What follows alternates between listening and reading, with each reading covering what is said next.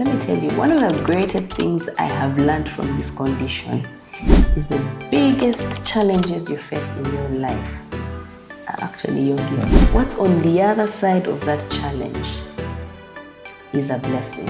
People don't have physical vitiligo, but they have other conditions that they struggle with. My interest in what I do is not just to make a woman look beautiful, but to change how she feels about herself on the inside, because I've been there. So this year for World Vitiligo Day, I knew I had to do something. I was afraid, I have to be honest. So she said to me that for us in Uganda, you are like our Winnie hat. We all have something special to offer because of our uniqueness.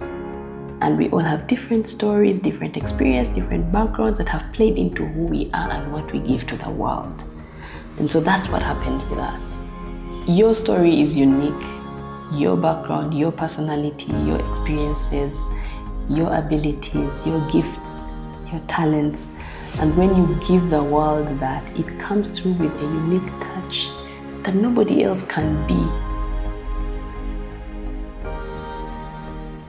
When did you first notice the signs of vitiligo on your skin? So my vitiligo started when I was 10 years old. That's the first time that I saw it.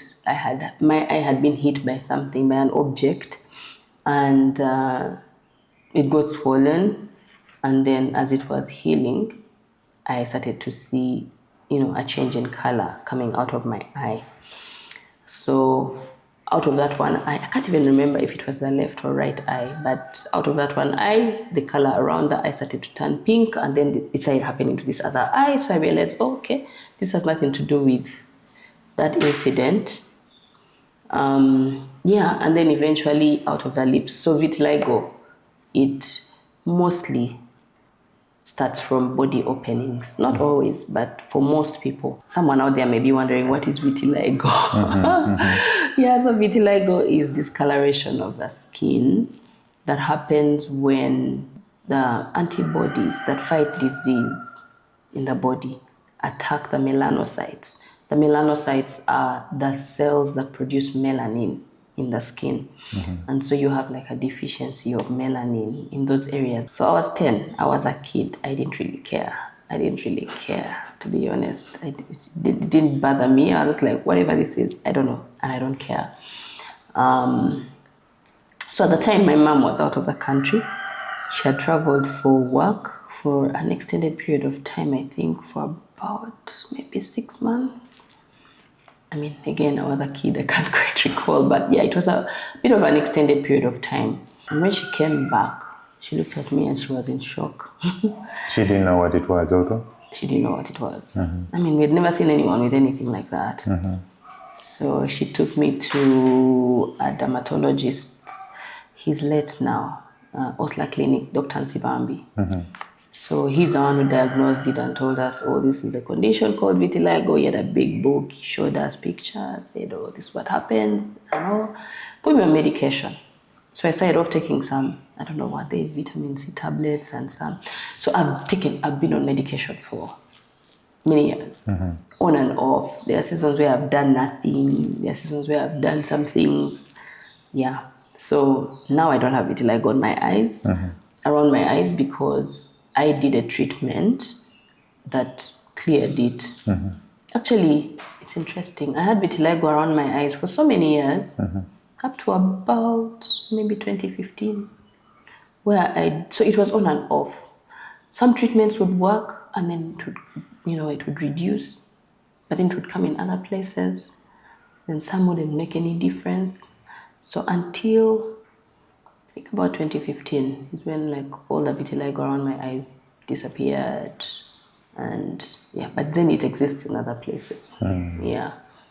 And it is not a spot treatment, like you're working on the eyes only. It's a general tablet you take, but then this clears up before the rest. Yeah, it's been a lot of different kinds of treatment. So I did tablets at some point, I think mostly when I was a child.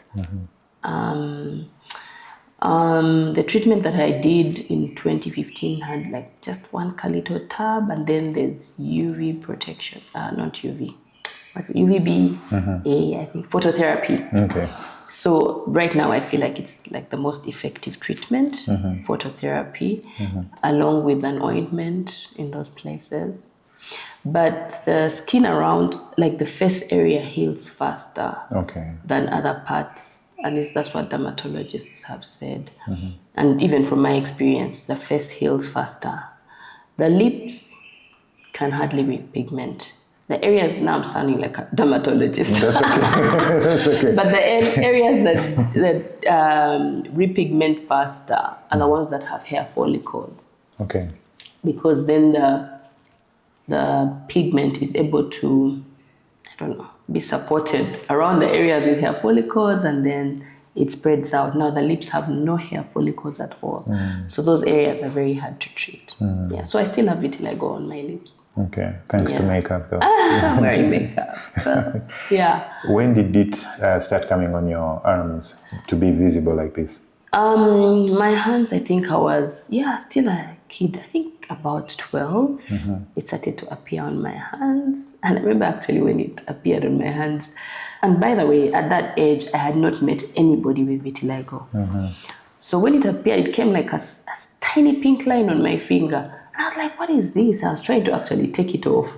And then eventually it started to spread. But I think the biggest progress on my hands has probably been the last maybe 20 years. Because I think 20 years ago, I just had a bit on my knuckles. So it spreads. Now, vitiligo spreads differently for different people. There are people that will get vitiligo and in 2 months, it's covered almost their entire body. Most of their body. Some people will have vitiligo and you'll never know because there are maybe small spots that are stable. So that's called stable vitiligo. Then some people's vitiligo progresses slowly in different places, and then they may also people respond to treatment differently. True. Yeah. So we're all different. Yeah. When you were in school, especially in those formative years, and you look at your fellow classmates, their skins are clear, and you look at yours, how did you feel? I think it was harder when I changed school. I think for people with a condition like vitiligo, first of all, I want you to know that when you have vitiligo, you forget that you have it until other people around you remind you. And so when you live in sort of the same community, the people around you get used to it and stop noticing it. That's what happens. Then you move into a new community. Now, when you go into a new space is when you're reminded, oh, I have this thing because of the stares, the expressions that people are making and all that. So when I went into a new school for S1, I think that's when I was like, what is this? It was a bit strange. It was uncomfortable. It was difficult. I was a child, but now I was now responding to other people's responses to me. So it was strange. People didn't really say anything specifically to me in school, but you could tell that their shocked faces and their expressions that you're different. I think the hardest was just these random people in town who just, say all kinds of things to you when you're passing, you know how Ugandans can be. Like what? No, like, oh man, what? It was so uncomfortable. So I really did not like going into town. One time I was in town with my mom, and she had these people saying things to me. She was like, no, we're not doing this again. So she did not allow me to go into town, into the park, taking taxis and all that. To protect you? Yeah. So she I know she did her best to protect me, just make sure I don't have to go downtown. And I still don't like going downtown. Yeah. Actually, but then I had learned ways to cope. By the time she noticed that, I go through this, I had kind of figured out how to cope. I walk very fast. Okay. Because of that.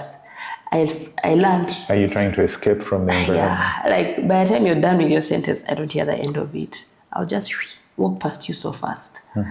Yeah. But then when I was 16, my mom's friend, so I now was switching schools for S5. I was going to a different school. And this school was, from pre-primary to S6.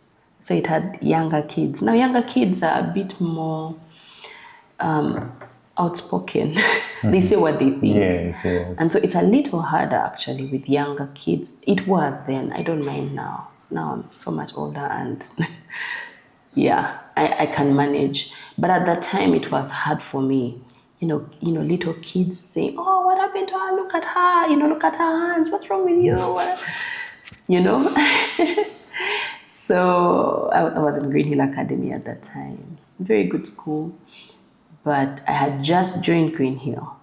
And when I had just joined, I knew what to expect. I knew, this is going to be tough. A new school and everything. Coincidentally, about the same time, my mom's friend said, "Let Cerinah come to me. I want to give her makeup so she can learn how to conceal her vitiligo." I was like, I don't think I want to do that. But anyway, I agreed. So I went to see her and she gave me some makeup. She didn't really show me much what to do, but she said, this can help cover and everything. So I went home and tried it out, and I was like, actually, I think this is good. Yeah, like I feel normal, right? I look normal, I feel normal. I think I can work with this. So I started to wear makeup at that age, 16 going on to 17, in S5. So I started wearing makeup and got comfortable with it. In the beginning, it was hard because I didn't know how to do makeup. No one in my life knew how to do makeup at the time. So I was learning, I was, perfecting, and I would take a bit of time getting ready for school in the morning. But I eventually got my hand, I managed to learn what to do and perfected my art over the years until it became something that I actually do as a business. Yeah. This was your entry into the beauty industry. Exactly. That was my entry into the beauty industry. Much later, definitely. Because I was 16, I was in school. I actually never even used to tell anybody that I wear makeup. Only like my close friends, very, very close friends, who would come home. My siblings, my family, the people that were home are the ones that knew that I wore makeup. Because I guess it was my way of coping with the outside world. And so I wasn't ready to tell them. Unless, of course, if you asked. Yeah, and we used to go swimming in Green Hill. But I had really good makeup that I would wear and it would stay on. Yeah, and I was actually a competitive swimmer, but really? I would wear my makeup and it would stay on. Yeah, up until university, right after university, when your friends are now starting to get married, and you've been doing makeup for all this time, so you've kind of become perfect at it. And at the time, there were no makeup artists. Like, people didn't know anybody doing makeup. So my friends used to say, "You know what, I like what you do. Please do my makeup for my wedding." So I started off that way, doing my friends' makeup for their weddings until it became a business. Were you charging or was it free? In the beginning, I wasn't charging until I realized, okay, not everybody is my complexion. I started to buy products that are not my complexion so that I could help them. So I would buy products. They would pay for the products to do their wedding, and then I would keep them. And eventually I realized, okay, I'm investing quite a bit in this thing. And so we need to charge. Yeah. So I was traveling a lot for work, and I would try out all kinds of brands, really nice brands of makeup. And that's really how the business started. But I was working a corporate job. I would do this on the weekend. For some good years, by the way. Yeah. Before we even touch on the business side, I have many questions related to that. I want to ask a little bit back on the vitiligo part. At what point did you actually say that, at what point did you embrace it and say, forget what anyone says, I don't want to use the words that I want to use, but you get the point, right? Forget them. I'm just going to match with the thing moving forward. And I think that's very important for anybody who has a condition like vitiligo. About maybe, so in my teenage years, I came to know the Lord. And that made all the difference. I became a Christian, and my relationship with God, I started to address this thing, to talk about it with God. And God just started to speak to me about it. And he went into those places of pain, of just what all this felt like, and the whole experience. And I think I received my healing on the inside during that process. And in the process of receiving that healing on the inside, something beautiful was created. So I think that everybody has things that they struggle with. They may not look like vitiligo, they may not look like something physical. But once addressed, creates, beauty. And so that's really what happened to me.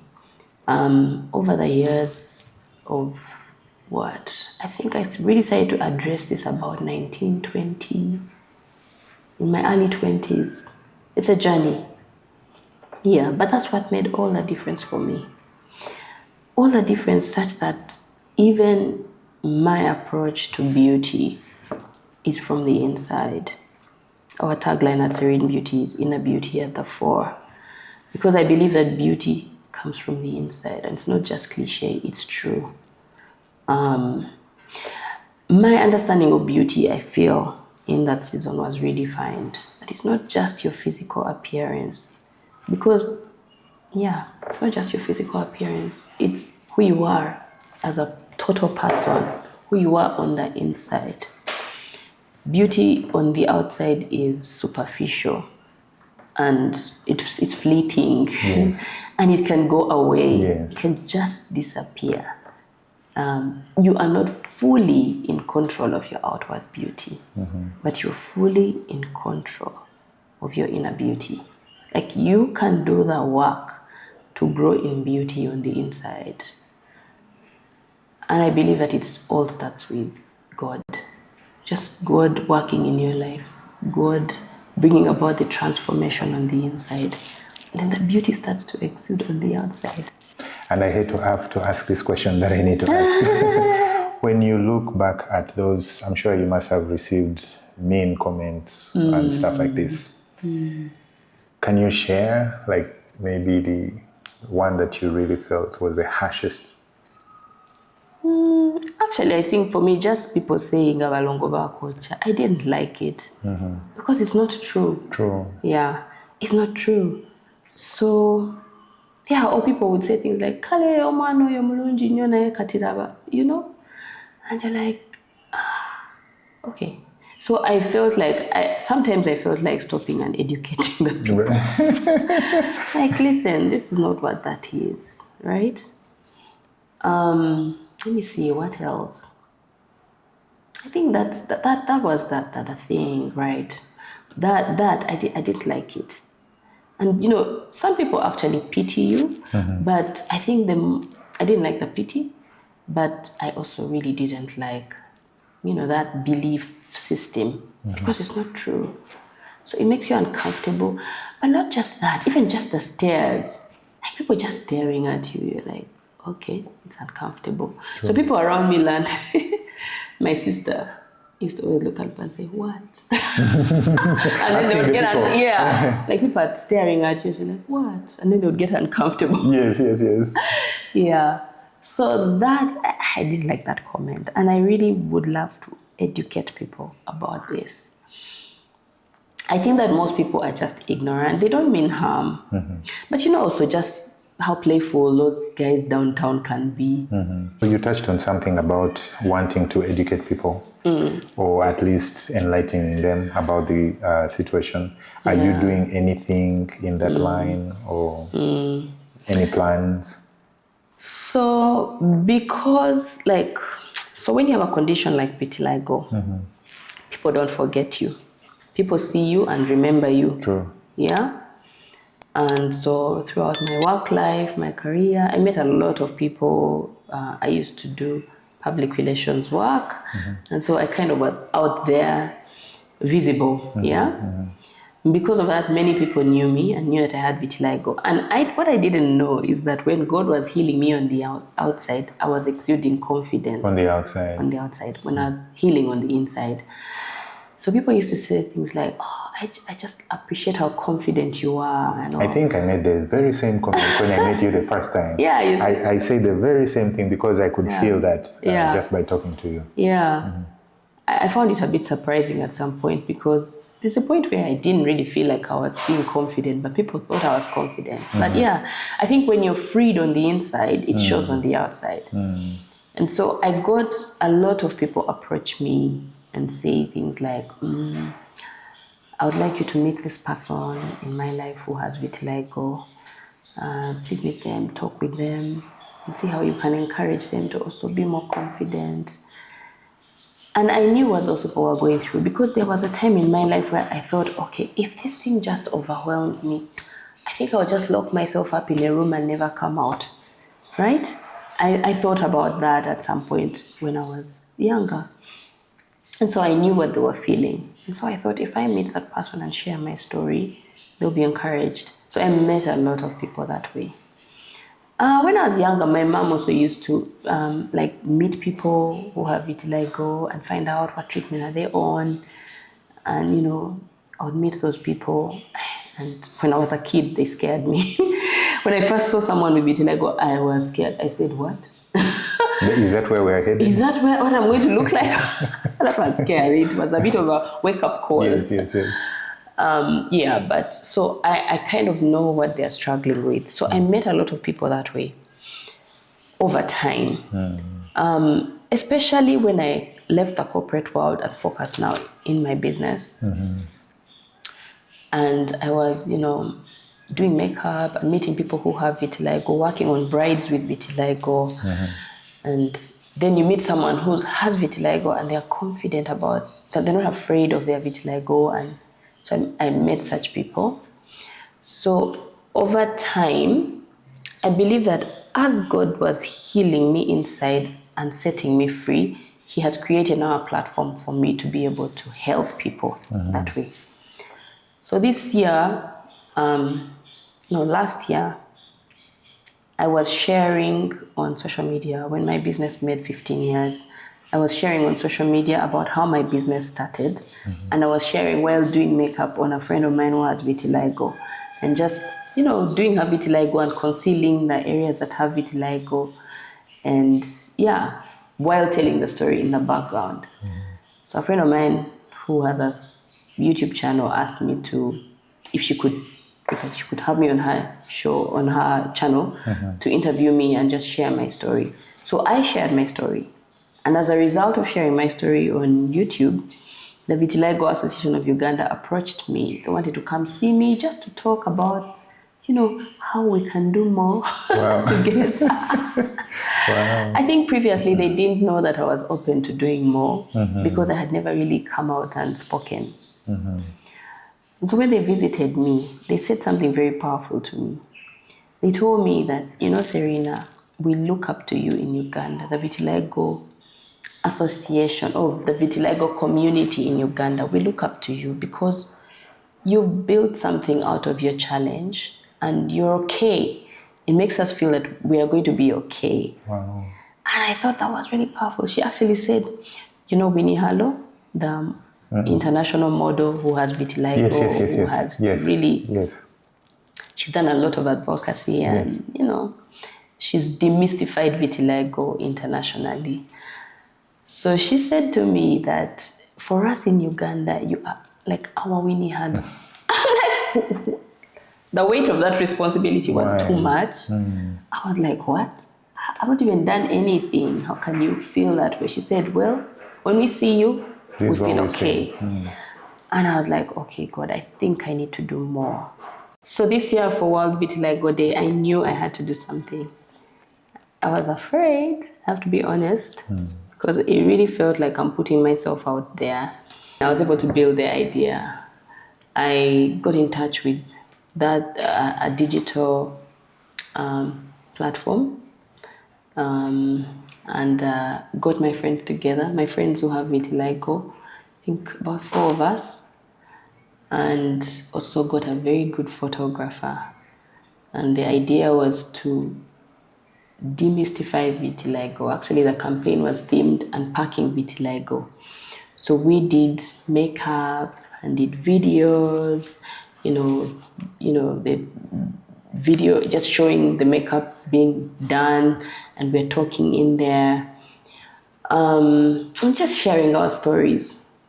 So I did their makeup, and we did photo shoots, and it was just such a fun day, with my friends. By the way, I didn't say that it was scary for me to do this, but my friends who have vitiligo really pushed me. They were like, Cerinah, you have to do this because you're doing so much for us, but in private, and people need this.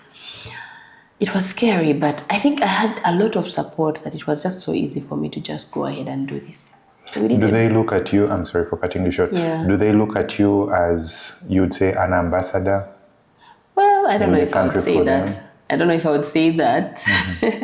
I guess they would have to say that. But yeah, as a person that has gone ahead, I think I've had like vitiligo for the longest time amongst all of them. And they all got vitiligo at different times of their lives, different ages. And so that's the other thing about vitiligo. It can come at any age, any race, any family. Even if you've never known anyone with vitiligo, it can come to anybody. Yeah, so then we also worked with a dermatologist who has really specialized on conditions like vitiligo and is well researched and all. So we're able to come together and build this campaign, did that photo shoot and told our stories, and did YouTube interviews as a group, just talking about vitiligo, interviewed a couple of people with vitiligo, and then we were able to also bring British Council on board, and we celebrated World Vitiligo Day at British Council at an event that had many people from the vitiligo community, people who have vitiligo, people that are working on vitiligo, and we had an opportunity to share, a fiction session where people ask questions and you're demystifying the things that are not true, basically busting myths and educating on vitiligo. I think that one of the most important things with a condition of that nature is education. Like, people need to understand, what am I dealing with, so that you're not at the mercy of people's myths or people's views, opinions, that are misinformed. Yeah, so that was a very beautiful event. It was so beautiful. Personally, I had never done anything like that. It was really a step of courage and boldness, and I was very happy about it. And it also allowed us now to do more with each other outside of events and everything. Yeah, because people struggle. And when you've done that journey, I think it's your responsibility to help others who are struggling.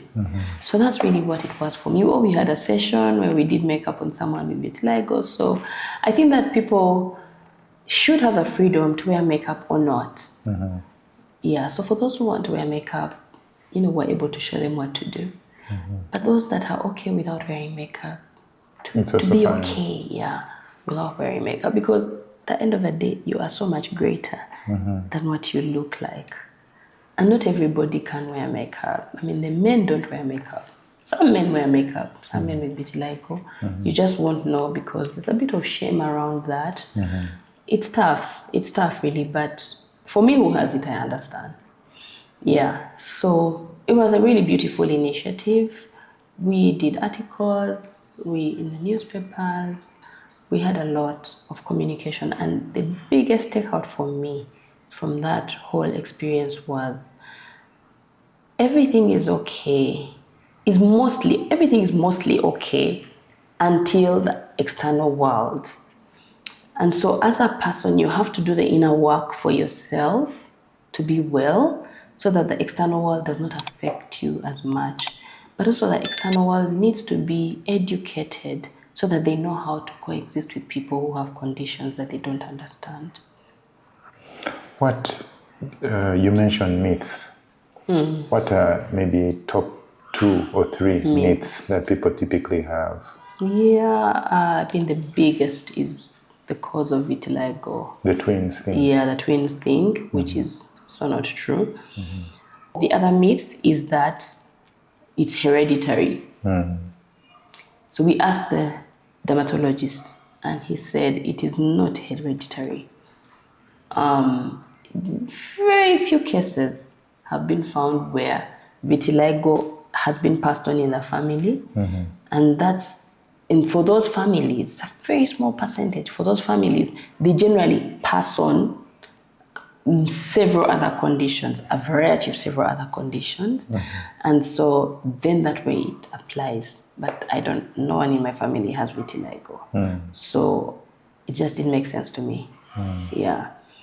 I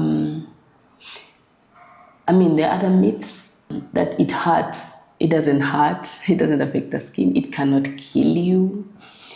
It's just color, right? So when you put lotion, it's the same, like normal. Like I told you, you forget you have it. True. Yeah. They also say, people think that vitiligo can cause skin cancer. And we were educated by the doctor that actually the patches that have vitiligo, there have been no cases of skin cancer. Because vitiligo, the other thing is that people associate vitiligo with albinism, but they're completely different conditions. Yes. They're completely different conditions. I thought that myself. No, they're completely different conditions. Actually, in the process of doing that campaign, I realized people don't know much about this condition. But because you've had it, you've read a lot, you sort of assume that people know. They are not related at all. In fact, with albinism, your risk of skin cancer is very high. It's different with vitiligo, yeah. But you can wear sunscreen to protect your skin, like everybody else needs to wear sunscreen to protect their skin. I mean, the other myth is that it can cure. Well, I don't know if I should call that a myth, but we were educated that when you get vitiligo, just be ready to live with it, sort of accept it.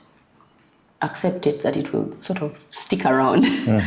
It may go, like I said, for different people, it's different. It may even just come in one spot and stay there, and that's it. I learned that if you have stable vitiligo, leave it alone. Because for most people, when they start trying to treat it, then it increases. True. A lot of things there. One myth people have that even surprised me during the campaign is that most people think you're born with vitiligo. You are not? You're not born with vitiligo. That's what I thought. You're not born with vitiligo. Yeah. So you say 10 years, that's when it appeared for you? I was 10 years. And you said it can appear for anyone at any age? I know someone who got it at 40, over 40. I know someone who got it at 25. I thought actually that you're born with it, that if you don't have it at my age, for example, then there's no chance. But no. It's the reverse, actually. No. I know someone that got it at 20-something, and then it was very small, it didn't show up, then later it just blew up. Yeah. So if we can now go back to your business that you mentioned, that you've had for 15 years. You mentioned how you got introduced into it, right? I think it was your aunt who started this.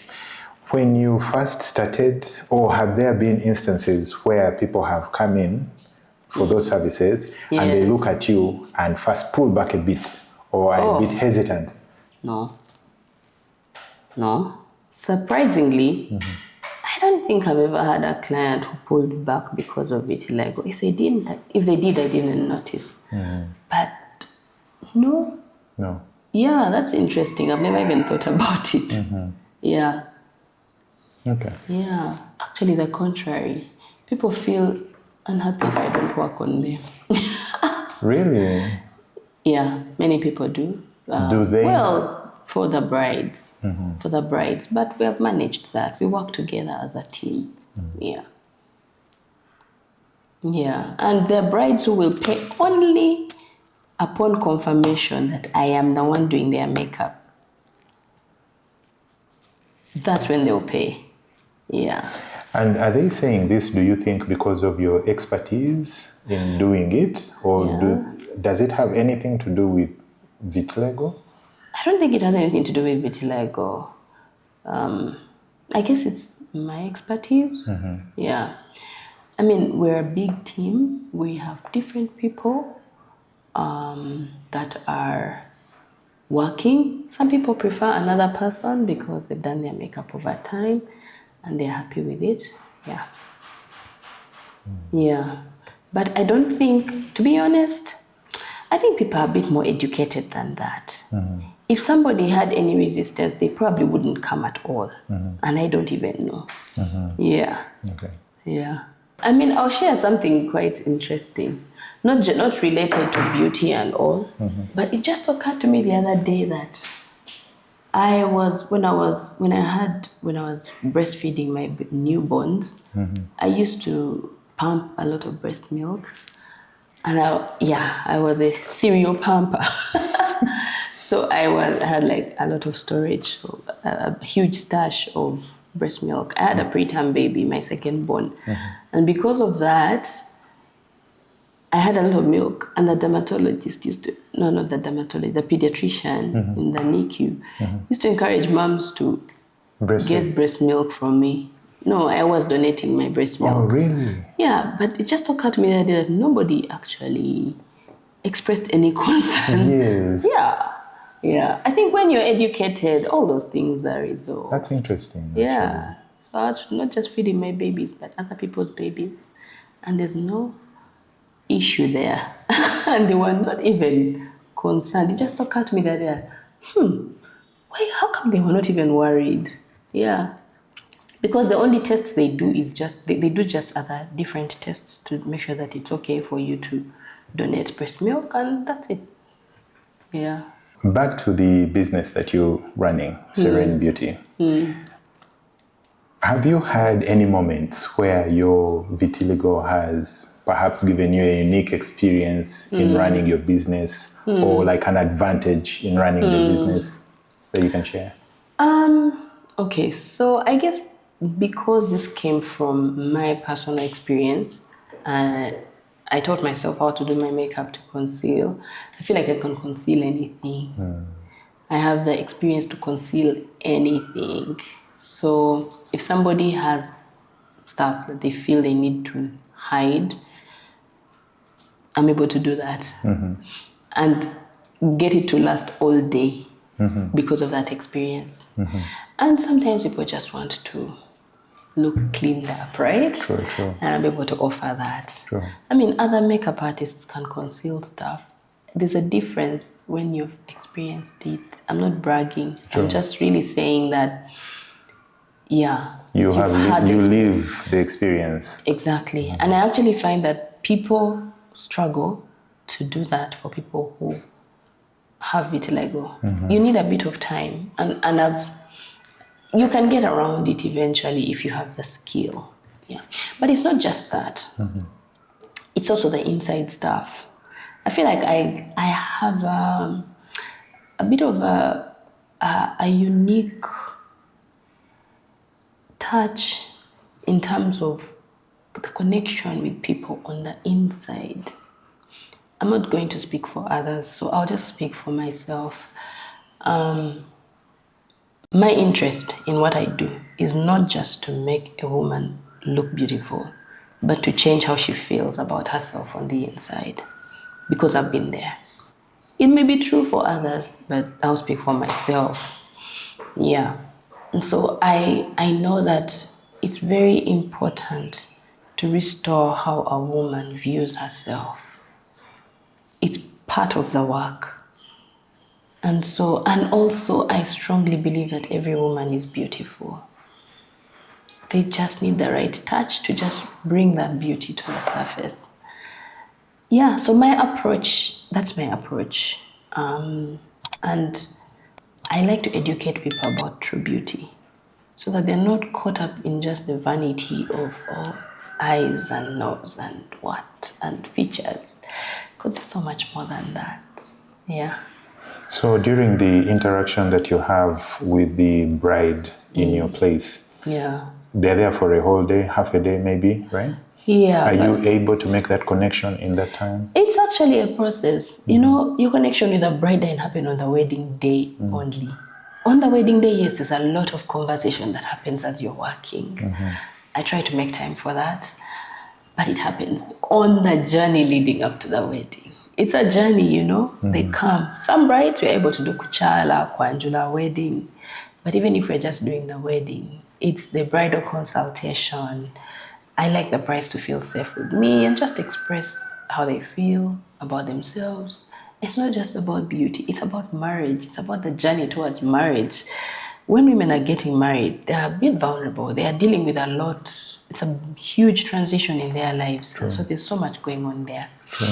So for me, I've made myself available to be able to do that. It's very important to me to be able to make time.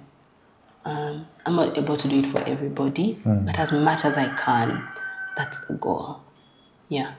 So the way we're set up, we're able to have a conversation. If you have concerns, you have the freedom to express them and work through them.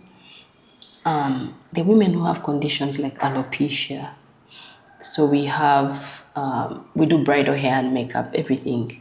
We offer the entire package. Yeah. You have alopecia, we can work on you without anybody knowing you have alopecia. Because some people are not happy to let other people know yet. True. They're not comfortable enough. True. So, yeah. And, you know, I like to affirm in the process. So you're feeling a certain way about yourself. I think that my team has been trained to praise people for what exists, because some people have beaten themselves up for way too long over, you know, I look like this, I don't like my nose, I don't like my eyes. Yeah, affirm as we work. Affirm. It doesn't take anything away from you, and you don't have to flatter, you don't have to lie, but affirm. So what I'm hearing is that your salon has become, or is more or less like a safe space for people who have these insecurities. They can come in and you provide this cover for them. Is this correct? Yeah, that's the goal, really. That's the goal.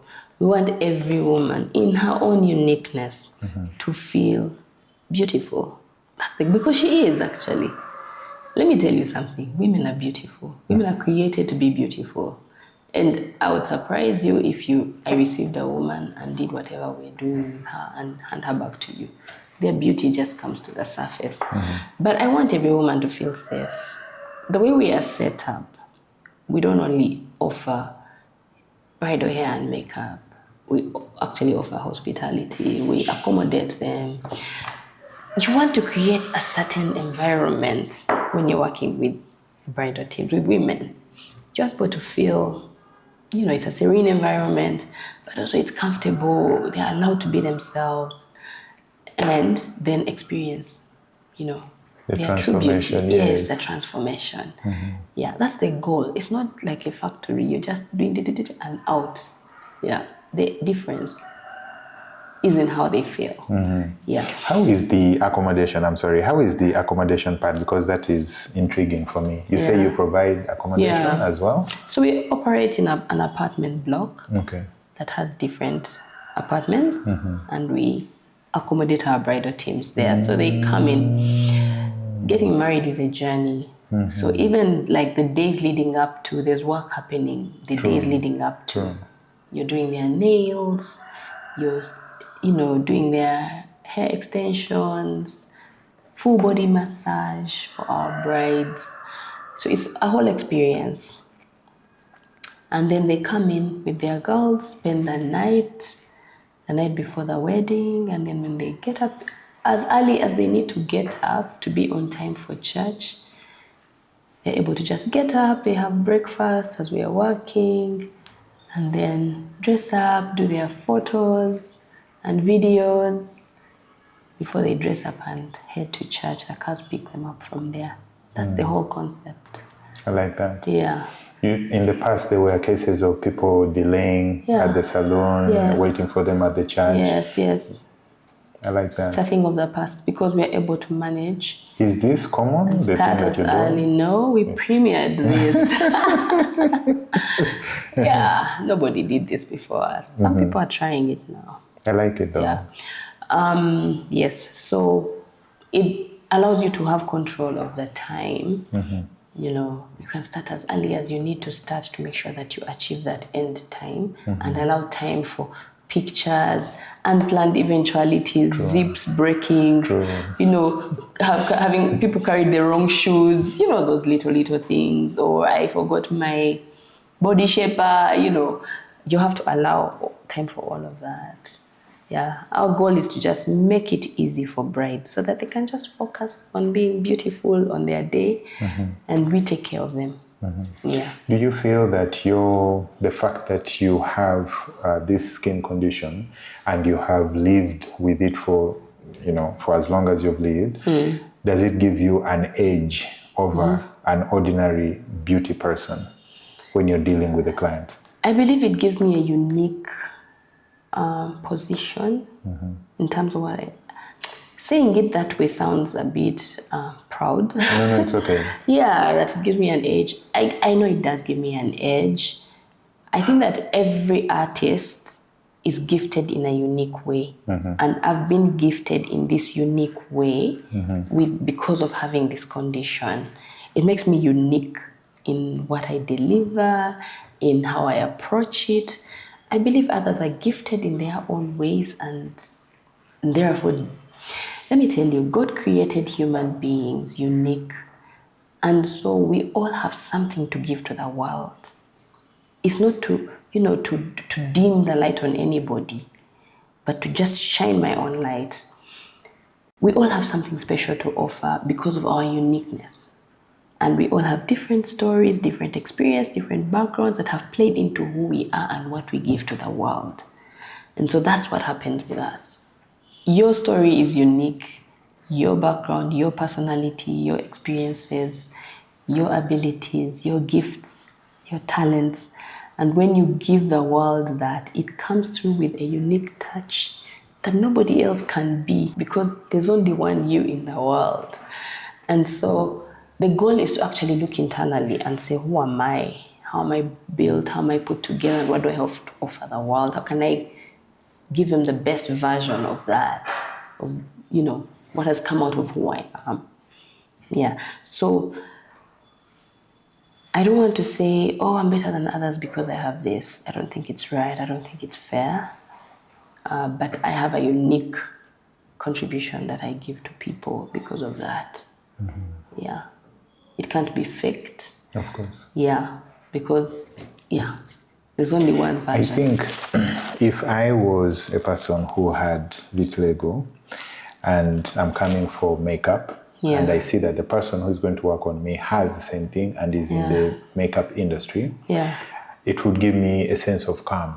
Yeah. Because I know that you live the life that I live. Yeah. And you understand, my fears, my concerns. Yes. And you will be able to put the exact color or pigment, whatever it is, to address my issues. Yes. And then when I sit in the chair and you're giving me these affirmations and you're lifting me up and you're doing this, definitely I'm going to tell several other people as well to be able to come and partake of these services as well. Yes, yes. I would be your truly ambassador after this day. Yes.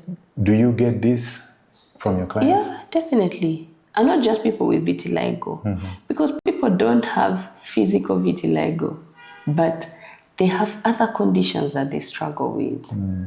And so they just feel a sense of acceptance. You may even just have acne that you have dealt with from teenage years and you've struggled. How do I just... And so they kind of feel like, okay, I think I'm comfortable with you.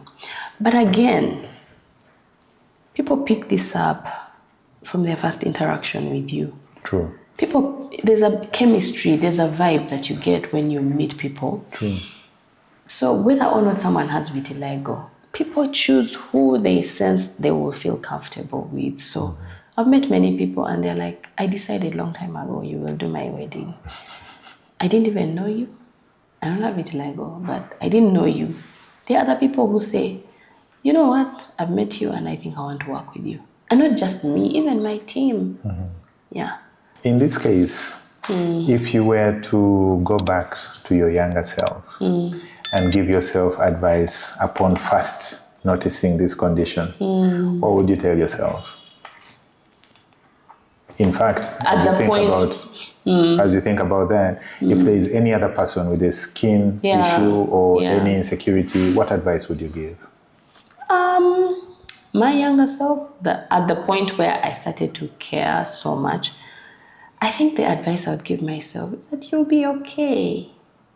You'll be okay. It's okay. But if I'm advising someone who has vitiligo today, I would tell them to do the internal journey for themselves. Be honest with yourself about how you feel about this. How is this affecting you? Because when you numb pain, it shows up in other ways. True. Yeah. So it's important to face whatever it is you're feeling, whatever the struggle looks like for you. Face it, and then you'll be able to come through on the other side. You'll be able to come through strong on the other side. And no one will do that journey for you but yourself.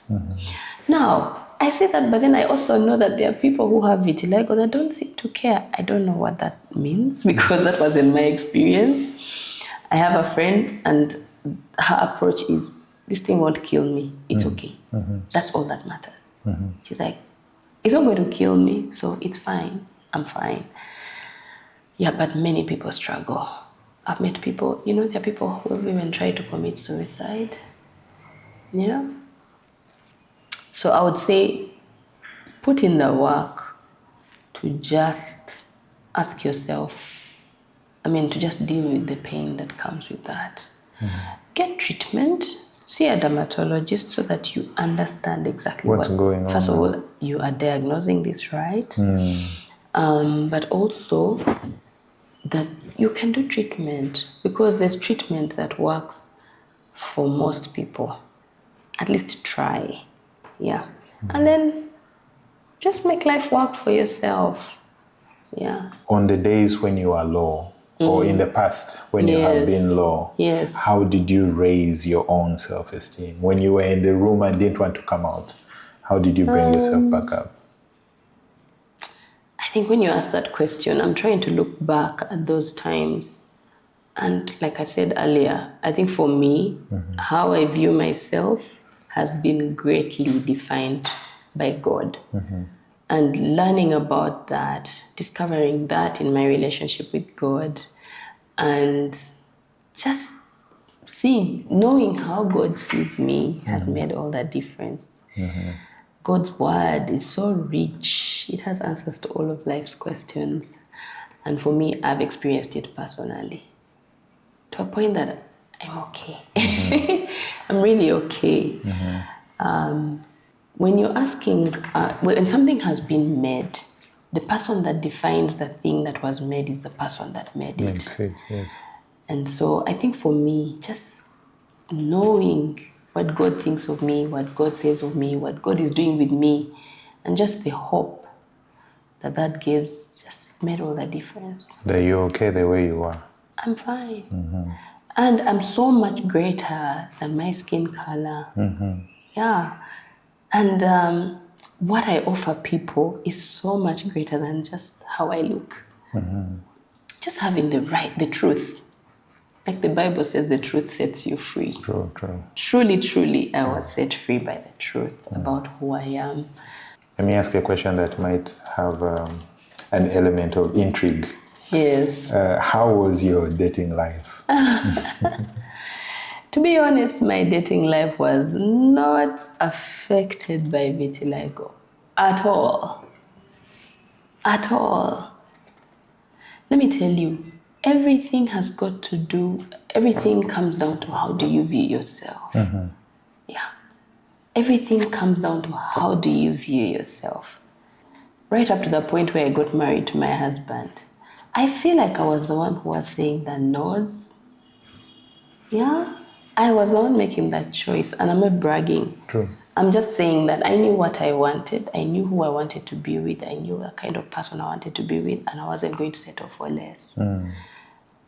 I don't think that vitiligo was in any way a disadvantage. In fact, I think that people should stop feeling like those things they see as disadvantages to themselves are disadvantages.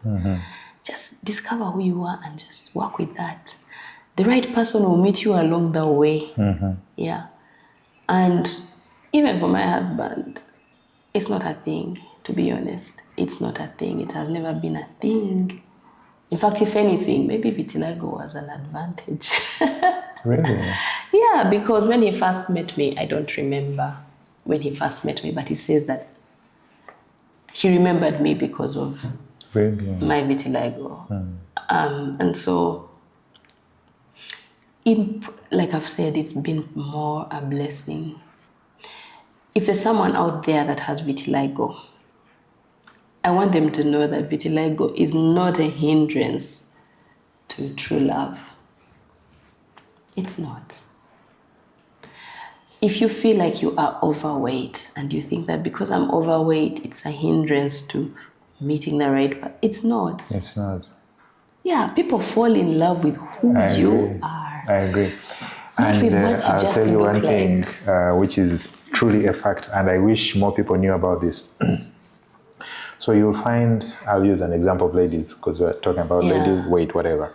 So you'll find a lady that is a plus size. Yeah. You'll find one that is I would say normal size. Yeah. And then you'll find a slim one, right? Yeah. So the one that is a plus size is trying to become smaller. The one that is small is trying to become big, and vice versa. There are different combinations, right? Yeah.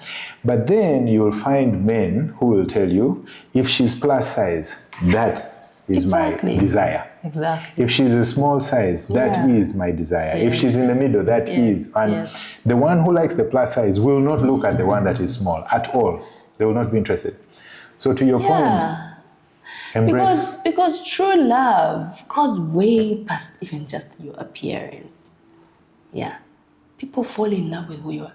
The day you discover that you're so much greater than just what you look like, you find peace. What do you want to be known for going forward? I think that if I leave everybody that I interact with better than I found them, in terms of having a better view of who they are and their purpose, what on earth are they here for them to be able to go in there and discover themselves and be able to make a life out of that, make sense out of their life and their uniqueness, their calling, their purpose. I think I would have achieved a lot. Yeah.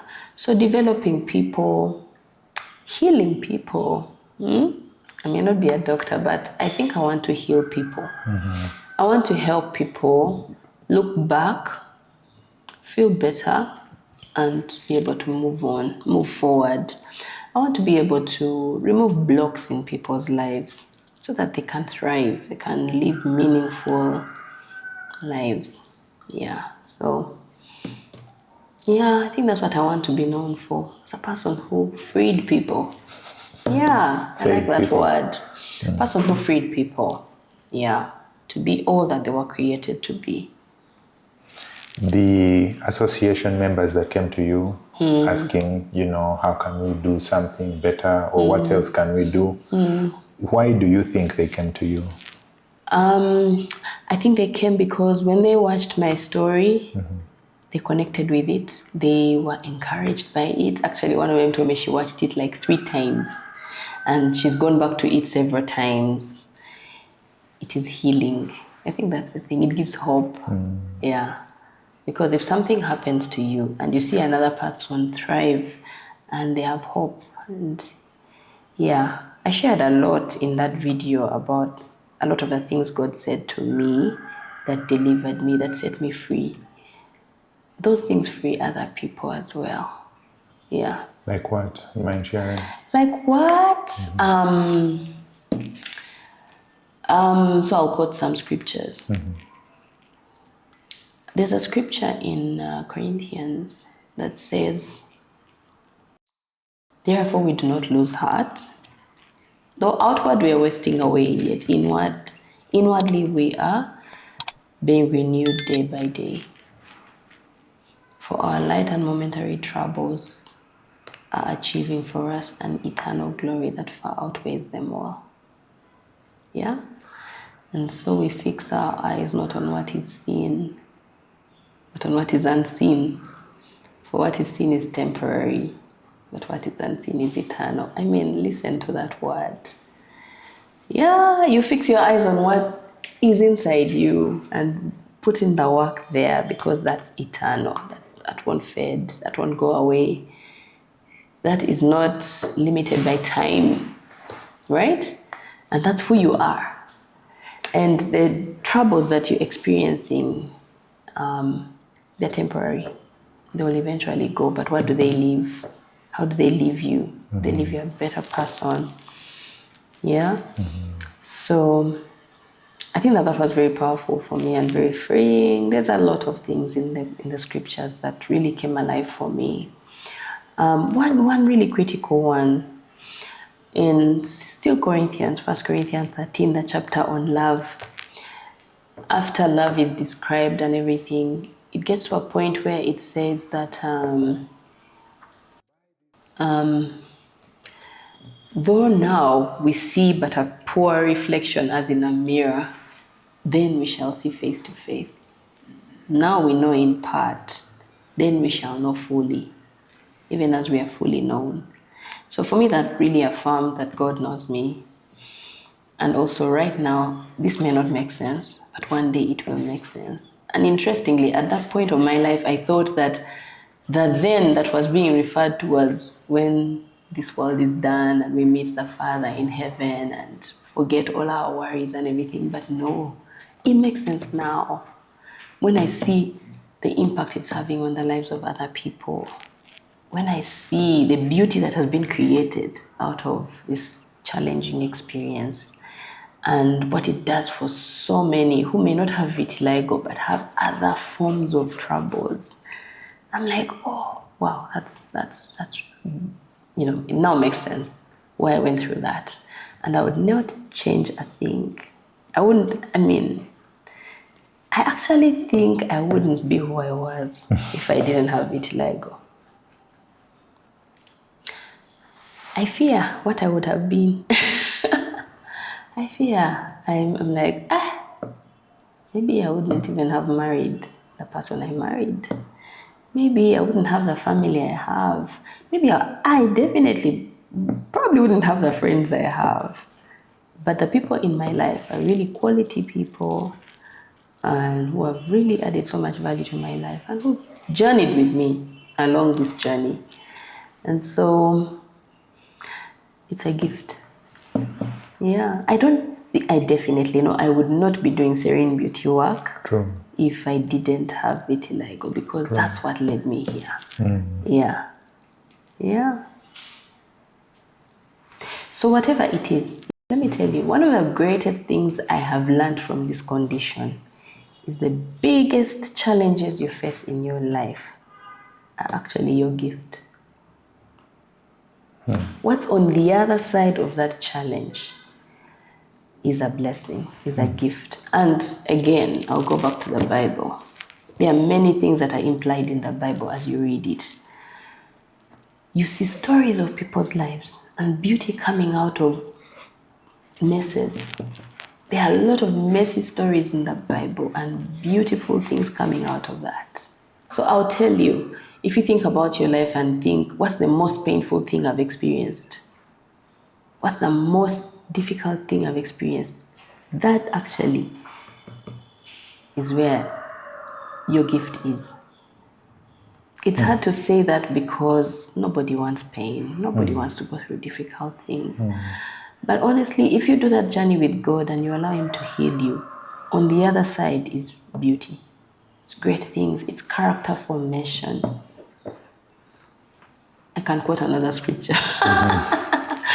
Yeah, I don't want to come off as though I came to preach, but that has been the greatest impact in my life. There's a scripture in James that says that, consider it pure joy, my brothers, when you face trials of many kinds, because the testing of your faith produces perseverance. Perseverance must finish its work so that you may be mature and complete, lacking nothing. Honestly, that is it. You embrace the troubles, the difficulties in your life, and you work with God to create beauty out of them. Yeah. In whichever form they come, they leave you a better person on the other side. You mentioned that you do have children. How have they embraced your skin condition? What do their friends say? What do they say to you?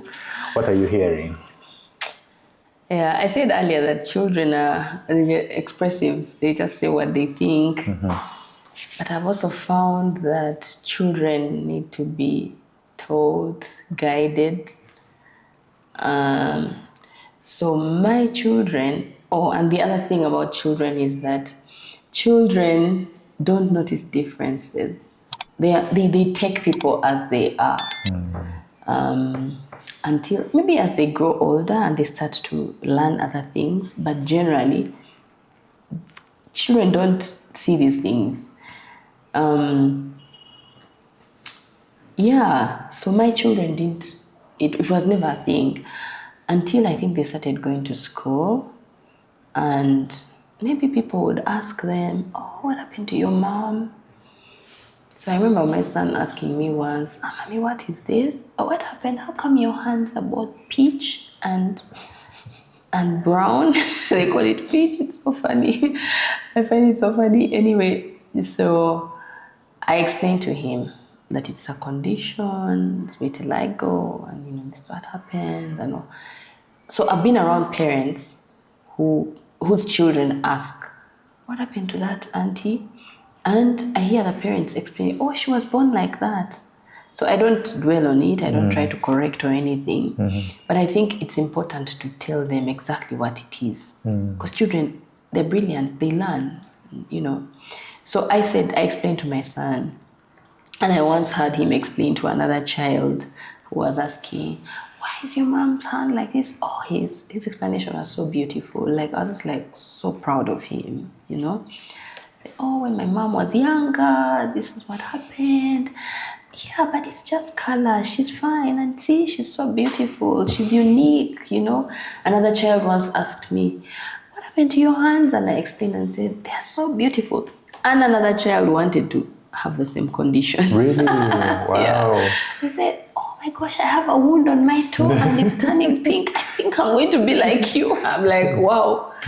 Anyway, but this year when I was planning that campaign, I think one very affirming thing that happened to me was, as I was, processing the whole campaign and everything, my 6-year-old son said to me once, he just said, vitiligo, just out of the blue. It's like he had been thinking about it and he said, vitiligo. I'm like, what do you mean? What is that? I was like, this on your hands. I said, it's vitiligo. He said, no, vitiligo. Wow. I said, why do you call it that? And he's like, because it makes you pretty. He's 6, he was 5 at that time. And that was really affirming. That's nice. Affirming. I was like, how did this little genius even conceptualize that in his mind? I think that children, and I think that the next generation is going to be very different from this generation.